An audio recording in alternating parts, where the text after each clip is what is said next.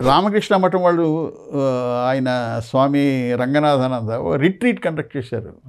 పొద్దునుంచి సాయంత్రం దాకా అక్కడే ఆధ్యాత్మికంగా. సాయంత్రం 4ంటికి వాళ్ళు ఏమన్నారంటే, ఎవరికైనా సందేహాలు ఉంటే మీరు ఒక స్లిప్ మీద రాసి ఈ బాక్సులో వేయండి, స్వామివారు ఏమైనా వీలైతే జవాబులు చెప్తారన్నారు. నేను రాసింది ఏంటంటే, ఇక్కడ ఆత్మసాక్షాత్కారం లేదా సెల్ఫ్ రియలైజేషన్కి గురువు యొక్క అవసరం చాలా ముఖ్యమని చాలామంది చెప్పగా విన్నాను.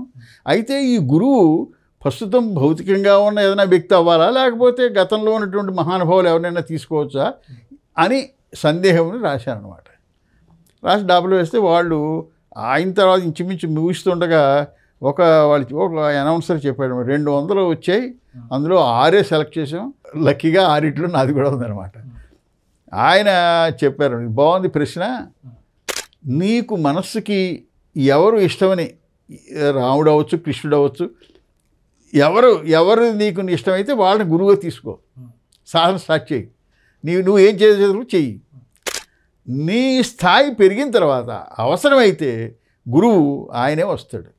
ఎందుకంటే ఎవరు నీ గురువు నీకు ఎలా తెలుస్తుంది?